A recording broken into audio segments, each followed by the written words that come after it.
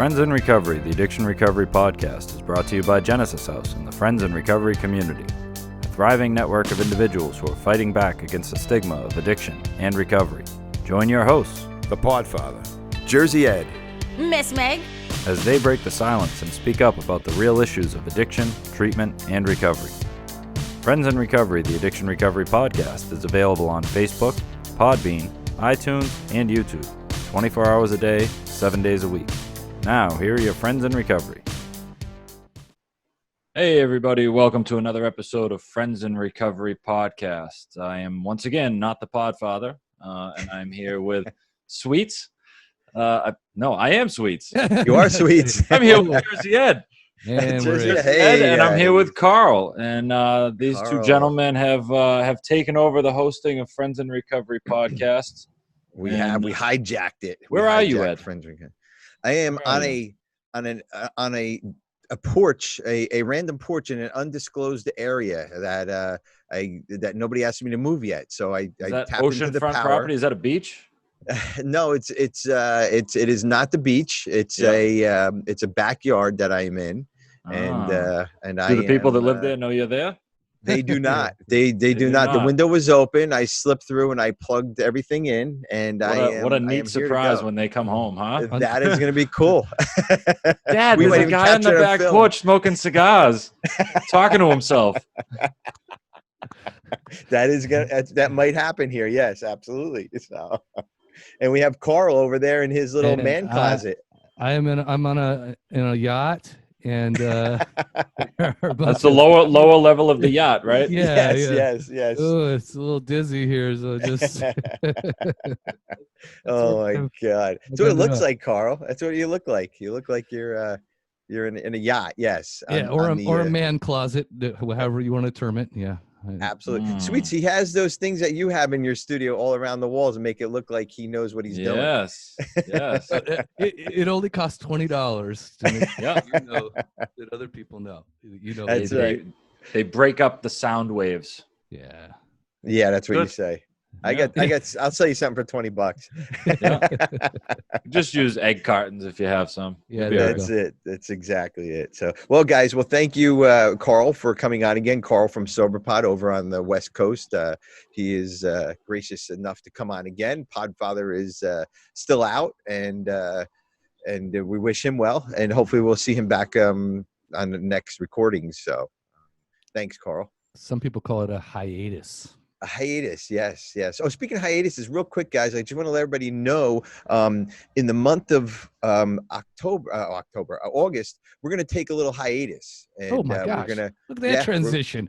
I know. Yeah, I like that, huh, Steve? How you like that one, Steve? Keep listening, Steve. That's right, Steve. You'll learn something from me. By the way, Steve is at SoberPod if y'all don't know. So, Steve. Yes, exactly. Go listen to SoberPod. They're over on the other channel. Flip it one dial to the right, and you'll get SoberPod. One dial to the left, you get ATC. It's all that matters. ATC, Friends in Recovery, and SoberPod. That's the only shows that exist. Well, also Collateral Damage, right, Sweets? Oh, yeah. You like that podcast, don't you? And the other stuff. And the other stuff is another good podcast. Yeah, so that's the only five that we would really recommend you listening to. So. And the Dictionary. Meg, Meg. There's roughly 10 good podcasts in the world. We're very close to like 5 or 6 of them. Yeah, that's right. Exactly. That's right. Well, I think we're 1 and 2 or 1, 2, and 3. We're up there though. So with the podcast, so whichever one we're on, that's the number one podcast right at the moment. Exactly.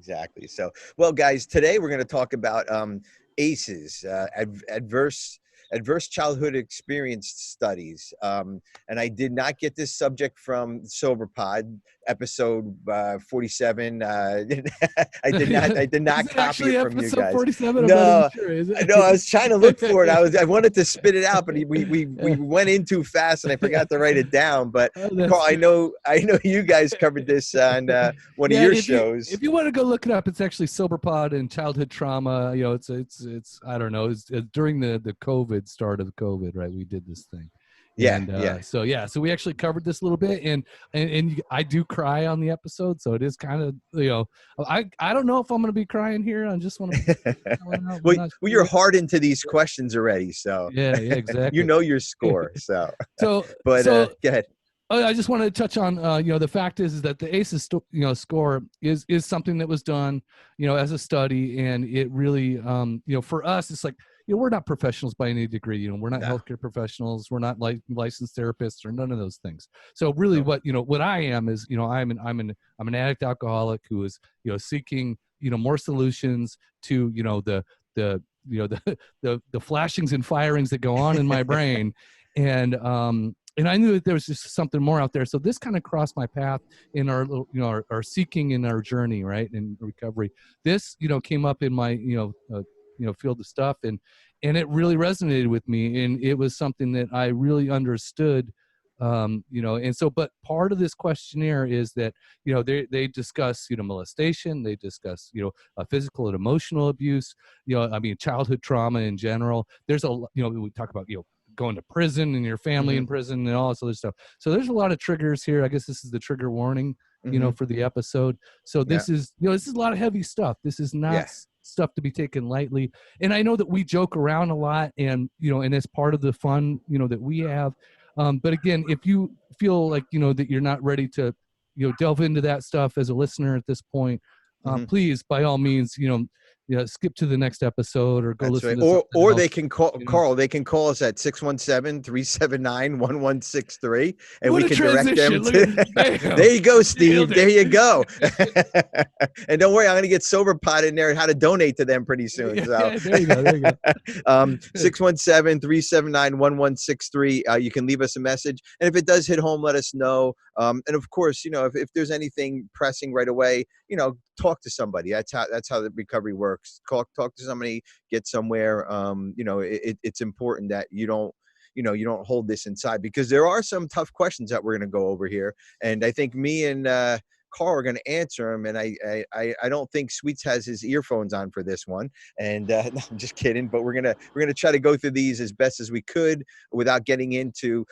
I'll be honest with you. We can go a show per every question. That's how deep these questions can I could probably literally get. talk to therapists for years about these questions. Absolutely. So I think that's really kind of where it goes, Exactly. So I'm going to give you a little background. The CDC ACE study uncovers a stunning link between childhood trauma and the chronic disease people develop as adults, as well as social and emotional problems. This includes heart disease, lung disease, diabetes, and many autoimmune diseases, as well as depression, violence, and becoming a victim of violence and suicide. So that's what this study kind of did. But let's not forget that, along with those things are, addiction, alcoholism and substance abuse, codependency and disassociation, codependency. I mean, this is a lot of shit. This study kind of just opens the umbrella. And I do want to point out one thing with this study, and maybe we're not going to get to it, so I want to say it up front, is that, this study, it was not just done in like, poorer neighborhoods, right? It wasn't done with just like, just disenfranchised, audiences here. This really, I think what it says, by the way, I found this remark says, by the way, lest you think that the ACE study was yet another involving inner city poor people of color, take note. The study's participants were 17,000 mostly white, middle and upper middle class, college educated San Diegans. So they're all from San Diego. Yeah. Kaiser did this study, I believe. They all had good jobs and great health care. They all belong to the Kaiser Permanente Health Organization. So just wanted to point that stuff out, because that's really important here, right? This really, what it really shows is it affects everybody across all, socioeconomic, racial, everything. It just across everybody. just like alcoholism and drug addiction, it doesn't leave anybody out, And the most important thing to remember is that the ACE scores, the ACE study is meant to be a guideline. If you experience it says if you experience other types of toxic stress or over months or years, then this would increase your risk also. So the Mhm. score that we might have just because you're going over these questions might be a little bit higher. You might be more of a risk for Mhm. everything that I just said earlier, So because yeah, stuff that we if didn't get these things into. happened on an ongoing basis, which in my childhood they did, that's the kind of stuff that they're talking about. Right? Exactly. So, That's why Carl's so fucked up right now. yeah, that's not, Well, just just half the truth right there. I don't even have to score Carl. Carl, you scored 100 on this test. How do you feel about this? Well, I I'm just basically kidding. do. I did. It's the only test I've really scored 100 on. That's right. Exactly. Passive flying colors. So let's start with the first question. It says prior to your 18th birthday, all these questions are, That's I guess, important prior. too, by the way. Yeah. Prior to your 18th birthday. So as you were a child and feeling cared for, right? Mhm. That's the idea here. It's like you were under Yes. somebody else's care during this time. It's an important aspect of this too. Exactly. So Go all right. ahead. So first question, Carl, is did a parent or other adult in the household often or very often swear at you, insult you, put you down, or humiliate you, or act in a way made you afraid, or that you might be physically hurt? I'm gonna let you answer it first. Um, let's see. I really, my mom, no, that's a question later. I know. I know my dad just would abandon us a lot. And that's another question. So I would have Yeah. to say no for the first question for me. I'd have to Just say yes because of that okay. fucking bitch. No, So you get a point. Right? That fucking bitch. Okay. that's all I'm gonna leave it at. No, I'm kidding. I would have to say yes. Verbal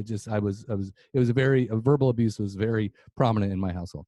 So. Okay. Verbal abuse was not at all. I mean, I remember bringing a friend over in 8th grade, and he said "fuck" at the dinner table. I almost fell the fuck over. I was like, because I was raised in a very Italian Catholic family, and so swearing at each other was definitely not something that we that we did. And physically hurt, nobody ever really. My mom would hit me once in a while, but nothing physically like to worry about. I never had that worry in my life. So Yeah. obviously that was something that you had to deal with, and that's tough, man. That's tough. So, question 2. You ready to go on question 2? Sweet, do you have anything about question 1? Would you like to participate? I am He not does going to be not. participating. I'll be He stepping is back. not. He's Nice. going to step back. That's good. That's self-care. 2, did a parent or other adults in the household often or very often push, grab, slap, throw something at you, or even hit you hard that you had marks, or you were injured? Yes, I have burns on my legs. I got my head cracked Jesus. open, and yeah, it's Wow. good stuff.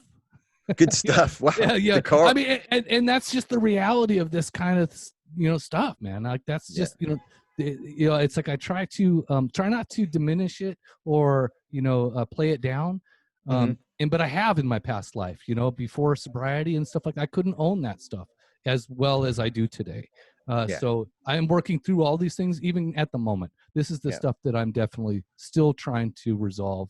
And there's times when I just literally, it'll come to my head in a kind of a flashback way, and I will literally just shake my head. And I don't care if it's if I'm shaving or, taking a shit. The fact is these things just pop into my head, and I just be like, man, that sucked. So it still plays in my head 50 years later. So this is a form of PTSD then, I'm guessing. Well, so this is actually what the result of some of these things, and you'll see later on as we go after all this. So that's what we're talking about here. We're talking about how this affects you as you get older. And so got it. Let's continue on, and we'll see. What about you? Okay. So my mom used to beat us with the wooden spoon. I mean, like hold us down and fucking slam us with a wooden spoon. And then I think her friend said, you can't do that. So it stopped one day, completely stopped, one day, and that was it. But yeah, I put myself down for a yes on that one. So I got it a took point divorces for our shit to stop, like that. Okay. Yeah. And so question 3, did an adult or a person at least 5 years older than you ever touch or fondle or have touched their body in a sexual way, or attempt to actually have oral or anal or vaginal intercourse with you? So, this again, for me was a no on SoberPod. But then after we hung up on SoberPod, I was like, shit, and I just up front, you know, and it wasn't ongoing, right? But I was pulled into my parents' room and to watch them have sex when I was younger. Wow. And Okay. it was fucking weird, you know? And it's like, Yeah. you know, and I remember being like, you know, 5 years old going like, fuck, I just want to get out of here. Like what, you know, Yeah. and I wasn't allowed to leave, that kind of thing. So it was a couple times that I can remember that shit. Yeah. And so that's where that's where I put myself almost at like a, you know, 9.5, right? Like I didn't hit all, like I didn't have the necessarily like the attempts of Yeah. what they talked about this question, but I definitely had. Yeah, but still, but experience. that's fucked up. Bringing a Yeah. kid in a room when you're having sex. I mean, I don't even want to be in a room when I have sex, let alone I can't even have the dog in the room. You know what I'm saying? I don't know. There's so you obviously didn't. You're checking no on this box. Yeah, I'm checking no on that box. Okay. Yeah, I mean, the worst thing I think I've ever seen my dad come out of the shower and walk into his room naked. That was it, and that shocked me too. I know it wasn't anything sexual or anything, but I can't imagine somebody touching me or even what you had to sit through as far as that goes. That's a little tough. So it's very confusing and. Yeah, exactly. Okay, so let's move on to question 4.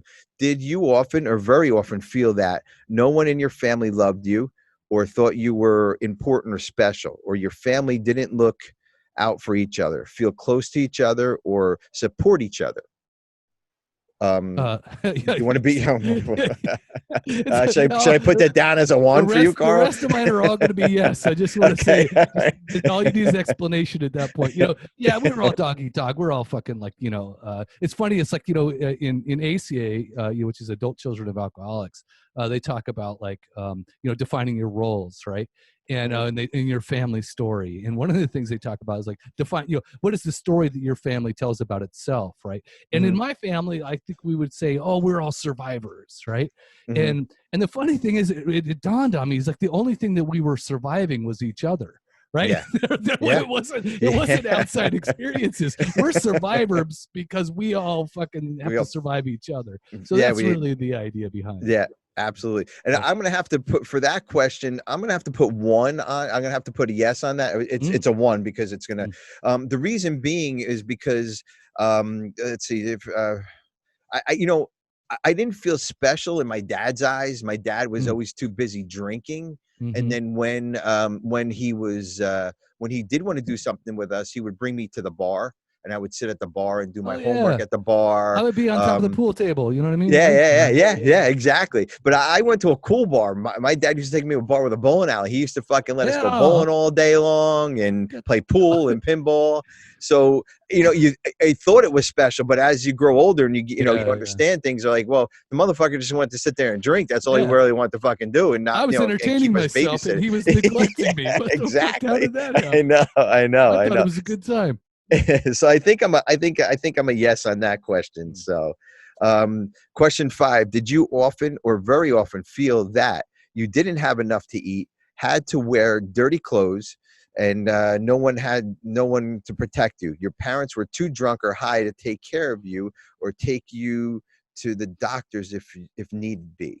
So let me just say yes, because you know, one of the things is I was in 3rd grade and I was in 4th grade, and I had dirt caked up and down my forearms. Oh my God! And I came in like that almost just all the time. And my 4th grade teacher, who was just like kind of like a militaristic guy, he basically like, you know, picks me up by my, you know, back collar and kicks me out the door and, you know, sends me to the nurse's office.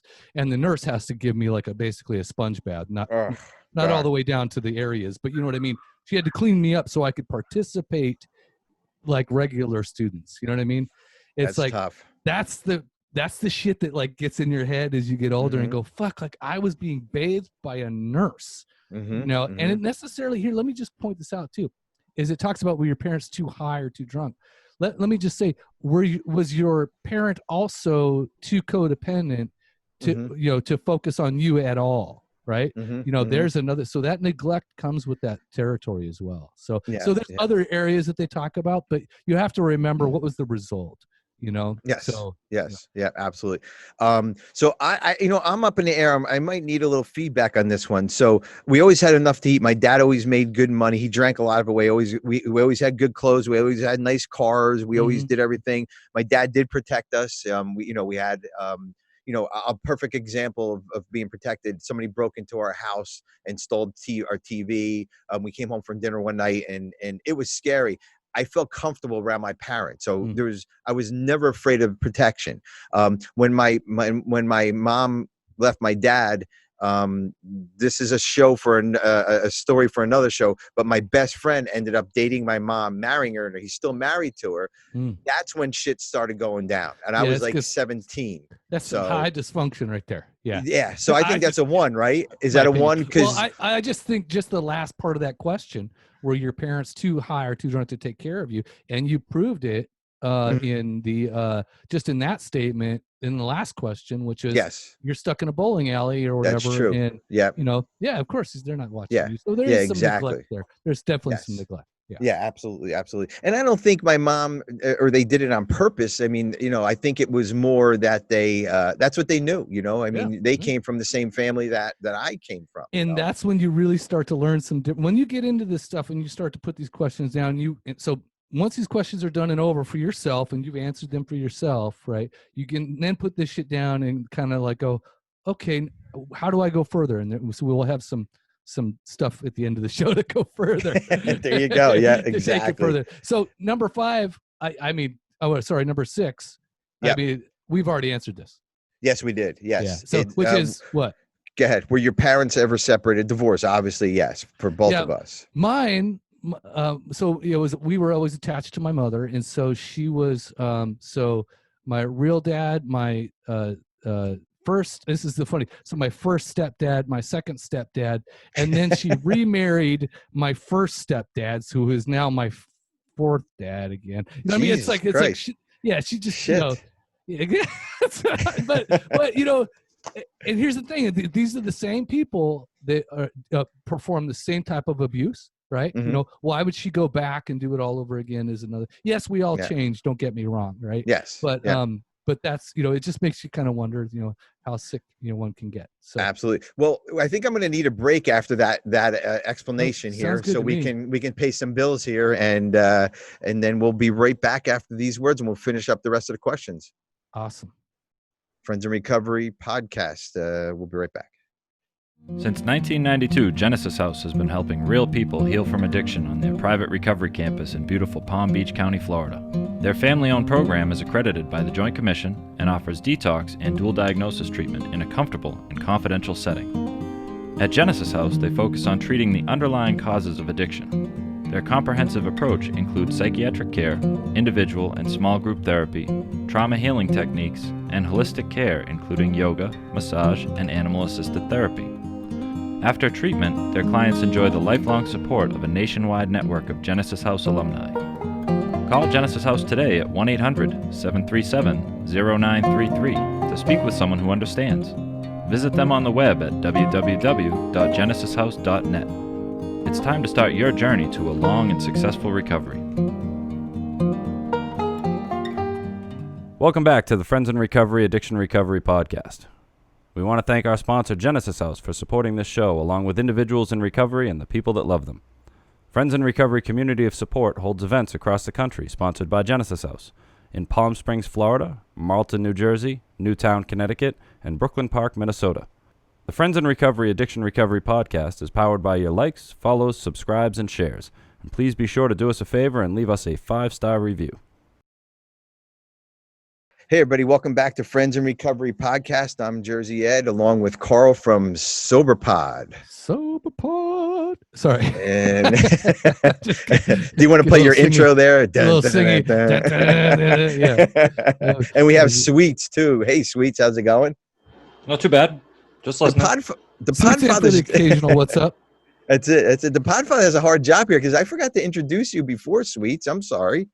That's all right. I'm here. Everybody knows I'm here. That's right. They do know you're there. Yes, Yeah. exactly. So guys, right before the break, we were talking about the ACEs test that we're taking here. And so far, Carl's scoring 100. Good job, Carl. Nailed it. We're joking around here. We're this is a serious test because it does tell you kind of some of your life history, and then you have to kind of dig deep into some of this stuff. And if you are listening, like Carl said at the beginning of the show, and it's not for you, it's okay to turn it off. Or maybe just turn the volume down, and just so we can still get the download, and so we can finish the show. Just read the questions and then pause it for to skip ahead 30 seconds. And Exactly. Then question. Yeah. Exactly. So we're taking this test, and like Carl said, if you don't feel comfortable, just kind of opt out and go listen to another show, because they are tough. There's so many other shows. Yeah. Yes, exactly. There's 10 that we like the best. So question 7, was your mother or stepmother often or very often pushed, grabbed, slapped, or had something thrown at her? Sometimes, often, or very often kicked, bitten, hit with a fist, or hit with something hard, or even or ever repeatedly hit over at least a few minutes, or threatened with a knife or gun.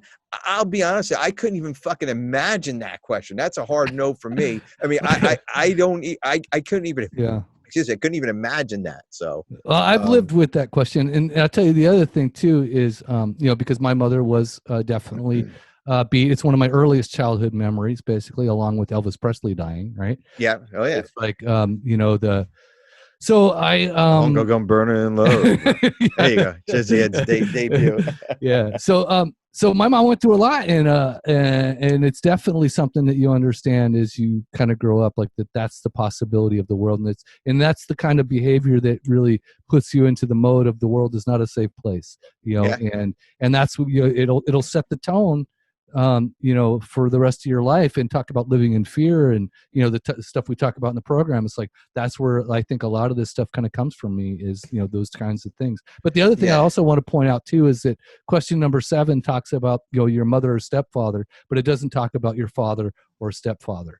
And so that this is also the other side. I don't know when it's just because when the quiz was created, but obviously men fall into the same problems as well. So, but I think it's more prevalent with the women and the men beating the women. But it definitely happens. I had a neighbor growing up that he was beat all the fucking goddamn time by his wife. Jesus God! I watched that shit too, so. I couldn't imagine that, man. I just first of all, I couldn't even bring myself to hit a woman.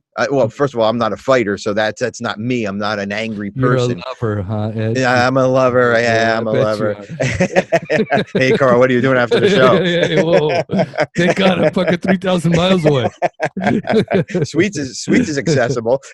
No, just kidding. But it's crazy. You can threaten with a knife or a gun, but this shit happens, man. It happens. It's real, and people get really fucked up. Even if you answered yes to that question, that one question, that can fuck you up for life. It really could. Seeing your caretakers go at it and not protect you. And then the other thing is, again, see that on an ongoing basis, right? Yeah, it's exactly. Not that it's like and it can be really traumatizing. That's what we're talking about. Is like childhood trauma. Yes, exactly. Moving on. Exactly. Question 8.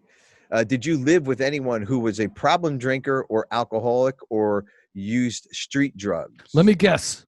I think we're going to put a yes for both of those. So again, this is the common, because around all these things associated is a lot of this other behavior, right? So they kind of know this, just based off the research, and we are what we are, right? When we're doing our deal, we're highly neglectful of other people. We're very selfish, and we're very, varying degrees of, like, whether it be depression, chronic illness, whatever it is that we end up generating, out of our disease, so again, that it's kind of moves into all that same stuff. So yes, absolutely. Yes. You are a yes. Yeah. I am a 100. I am a 1,000% yes on that one. I mean, I learned my drink. I always said when I grow up, I want to be just like my dad, and all my dad did was drink. And that's what I did in my, up until about 28 years old. That's all I did was drink, but I threw some cocaine in there. I wanted to be special. So I'm a methaholic and an alcoholic as well. So. There you go. There you go.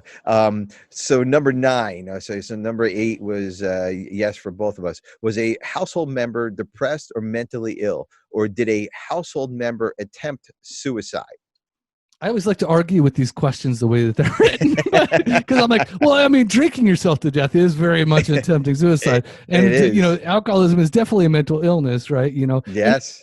It is a depressant if you know, but it's like I guess I mean I'm gonna have to answer yes, of course, right? I think in my family, depression runs in the family, as well as other mental illnesses and all the other above. Suicide, I'm sure, is part of the frequency of absolutely how things work. Well, what about even the thoughts in somebody's head about suicide? I mean, even when I was drinking, I know I wanted to kill myself. I mean, I can't just imagine my dad. My mom definitely had some mental illness, no doubt about it. I know that for sure. But but when you're in that state, you're thinking you don't want to be around, you want to be alive. That beams off of somebody and it projects onto others also. I think that's all part of the mental illness stuff too. But again, it's like you perceiving somebody attempting suicide. Was like, again, did somebody try and shoot themselves? Did somebody slit their wrists? Did that kind of trauma going on around you? And the knowledge of that happening is very different, right? Yeah.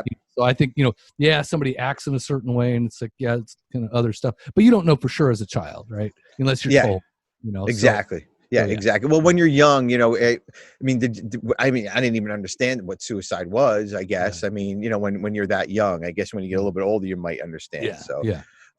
Question number 10, and this is it. This is the last question, and then we'll go over everything.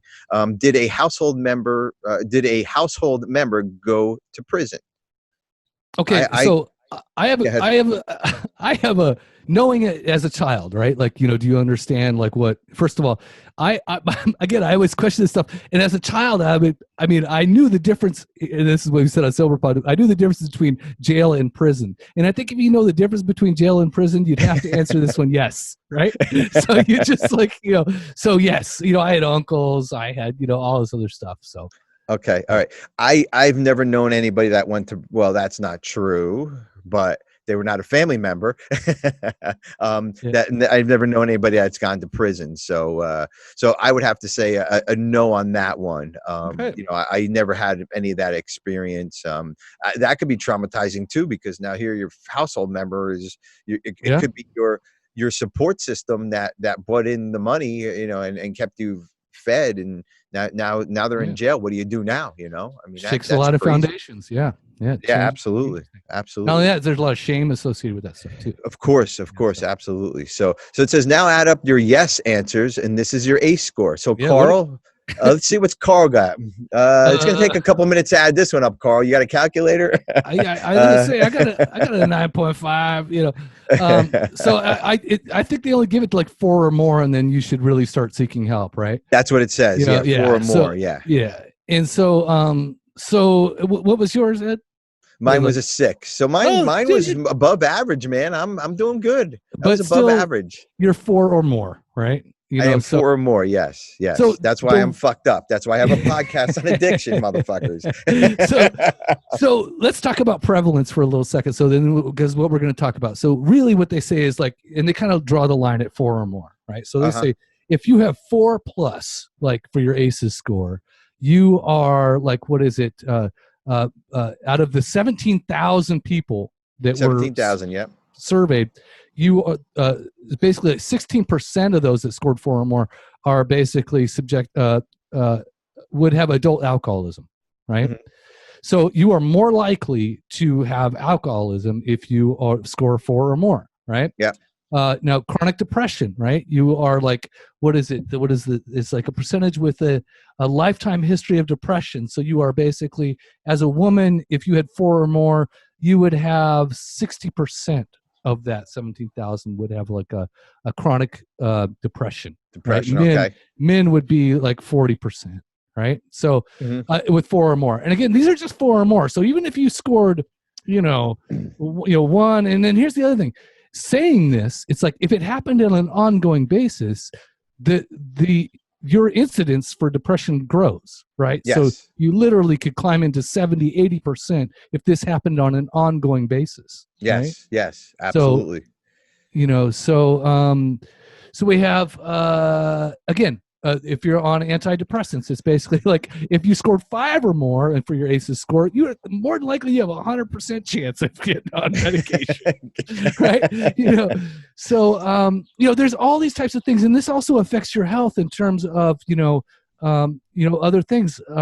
It says diabetes, chronic diseases, social and emotional problems, everything, cancer, autoimmune disease. I mean, this is some serious stuff that you can end up with. Yeah, one of the biggest things for me is like the COPD, because I had the beginnings of COPD. I had to have my lungs scanned actually, again, it was like 2 years into sobriety, and I was having trouble breathing, of course, and then they go, yeah, you got the beginnings of COPD, and I was like, oh shit, because also you're also going to be a smoker too, right? Like there's like another, like you're 18 percent more likely if you have 6 or more to become a smoker, right? So then of course put all that stuff. I was like 8 years old when I was like starting to smoke, and I was a pack a day when I was 12. Jesus so it's Christ. like, that's the kind of shit. And exactly, you tell people that, they're like, you tell doctors in the U.S. and they're like, holy shit. But I had a doctor from India, and he's like, oh, that's no big deal. Oh yeah, because they're smoking hookah over there, like it's it's just hanging out. You do that shit all the time to cure hunger. For me, I definitely have the beginnings of COPD, and it's that kind of stuff that it reminds me of, like, that this stuff is serious, that this stuff, and it's also, don't forget, we're talking about dysfunction, generational, we're definitely exposed in terms of our being an alcoholic and addict. And these are the things that, like, I really have to look at from my point of view to say, I don't ever want to pass this back on. I've done really well in other areas and really lucky, and again, just to break away from some of these things, and I think I did it more instinctively. I think marrying my wife really helped. She's a freaking godsend. She's a saint over there. Yeah, exactly, right. Saint Carl's wife. And she's and she really helped me see a lot of that dysfunction that exists within me too. So, but then when I started to deal with it differently was when I got sober, right? Like when I really started to move through.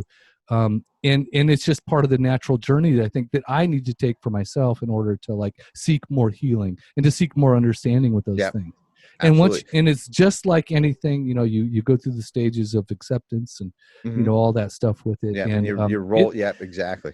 But it is a lifelong deal. Let me throw this in here. So my children were raised in 2 different households, and mine was a sober household, and I'm not going to say what the other household was, but it was a lot of dysfunction going on. They told me it was. Where would that rate? How would that, in your opinion, like that, my household where they're coming to, where they have rules and boundaries and guidelines, and they don't see any of this stuff. I was very respectful to my second wife, and my third wife. The first wife I wasn't so much, but I wonder if that plays into. I pick and choose, so but how, I wonder how that plays into their score. You know what I mean? How would that? Would it affect it, or would it downplay it? Their score in terms of adverse child events, remember what we're talking about is, did a parent or other adult in the household. So it doesn't even really matter. It's whoever you feel cared from, right? Like, so whoever's caring for you, who's the protector, like those types of things. Do you feel safe in general? So, again, it's like, it doesn't matter if it's like, a parent, or it could be like just another adult. It could be like another child who is an adult. If you're under 18 and you feel under the care of that person and they're harming you, you don't feel safe. So these questions are, they're designed this way for a reason, right? Because it just is prior to your 18th birthday. So there you go. You've established that you're under care, and it just says a parent or other, right? Other adult. So that's really it. So it is affecting. There is a level of effect. But here's the other thing is that this really talks about, so we have all that stuff, but we also have a resilience score associated with this test. And if you guys can go, I don't know if you want to, find this and go go take it. I don't think that we're going to cover it as much, but what's the link? And I'll have Melissa put it up. They can look for it in the show notes. So give us the link. It is acestoohigh.com. So okay. ACESTOO is the one I'm looking at anyway. So, but there is a resilience score along with this. And what they actually talk about is they give you another set of questions. They say, I believe that my mother loved me when I was little, right? Questions like that. And so you answer it definitely true to, definitely not true. It's on a spectrum. It's about 5 answers there. So like not sure being in the middle. And it says like, I believe that my father loved me when I was little. When I was little, other people helped my mother and father take care of me when they seemed to love me. Those other people, right? So that's the thing is that so what we talk about is resilience. What you may have been doing in your other family, you talk about 2 families, is you may have had somebody who helped you to overcome that or to see that there is love in the world, right? So that's where you can, as a person today, right, as you and I today, right, and I read this, and there's like a question in here that points to a guy that lived on my street, which, by the way, I just want to point out, he was a recovering alcoholic with long-term sobriety, and he cared for the wayward kids in the street, right? And Carl was his best student. I was his best customer, right? And I'll tell you, he showed me love, and I knew that he loved me, and I still know that to today, and I get so much respect for that. And when I look at these resilience questions, he's the type of person that lived down the street that helped me understand that there was love and care in the world, and that help me to have some resilience, right? So the best that you can do in this new environment, in our situations, is to be what? Is to be these other people, right? Is to be that other person, that guy in your neighborhood. And it was number 9, is like the family, neighbors, and friends that talked often about making our lives better. He totally, like he's the neighbor in this case, right? He's the other person that really changed my direction in a lot of things. He was a guy that, like, when I had a skill for drawing and art or whatever, he drove me around to like tattoo parlors and said, this is something that you can do for a living, right? Wow. Where nobody else would give me that thing. When I was in trouble with the principal and was getting ready to be suspended for the 18th time, he's the one that took me to school because I still wanted to play on the basketball team, right? Because I was, I'm getting suspended, so I can't play on the team anymore. I went crying to him, and he drove to my school with me to talk to my principal, and she was like, "Who the fuck are you?" It's like he's like, "I'm just a guy that cares." That's because nobody else cares for the motherfucker, so I'm gonna drag him around by his fucking hair. Exactly. So, I had an uncle like that. He's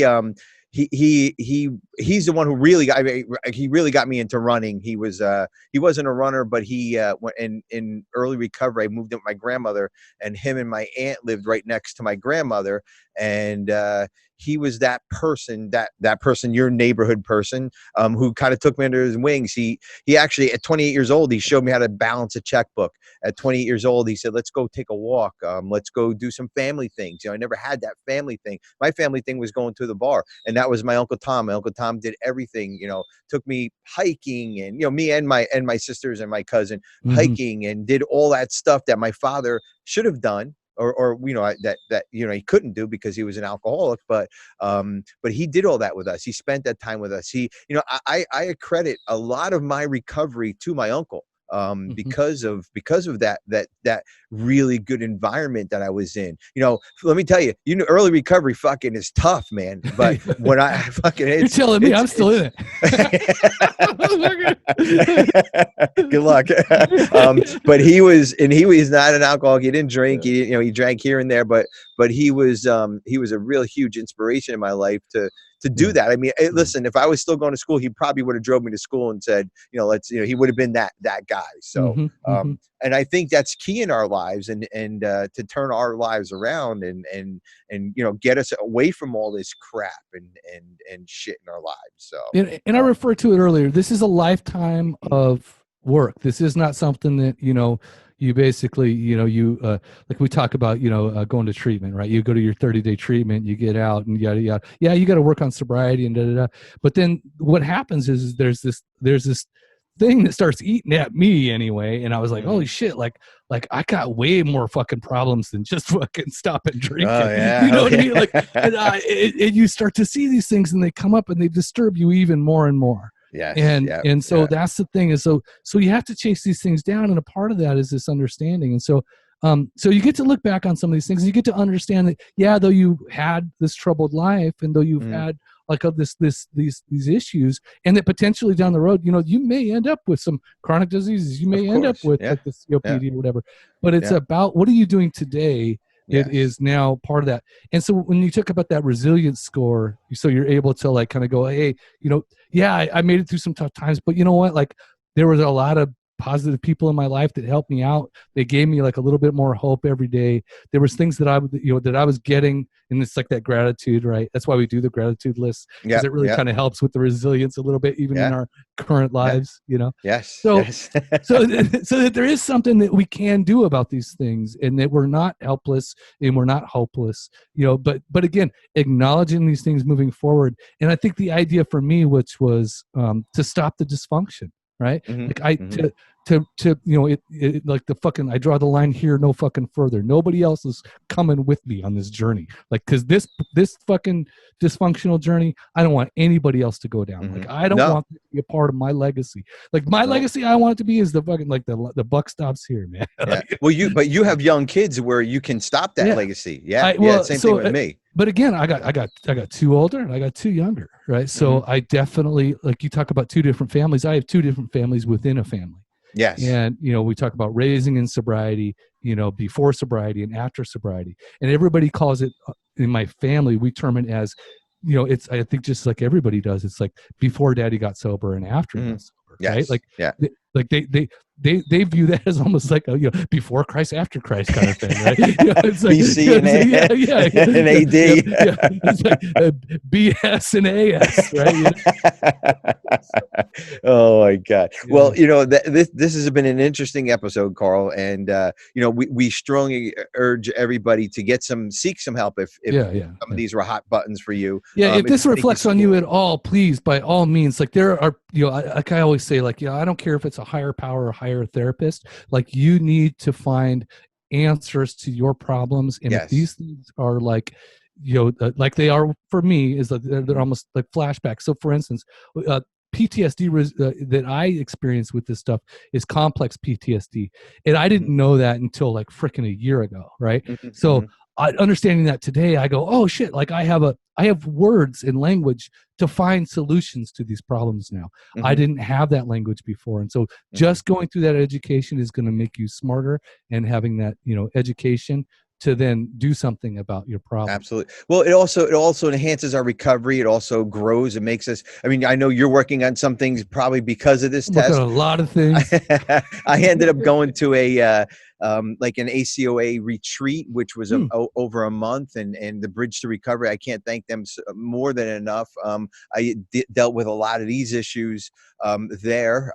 It was just an amazing thing. So I really encourage people, if you scored 4, even if you just scored 1 on this, you can change your life around. Number 1, you can make a difference in your life just because you answered. Even if you got this test perfect, there is a way to change your life around. You don't have to live in this stuff. There's trauma people, there's trauma therapists, there's PTSD people, there's EMDR, there's all kinds of stuff that you can get into and really kind of almost cure yourself from this. You know what I mean? I hate using that word cure, but listen, Carl, I've seen a huge.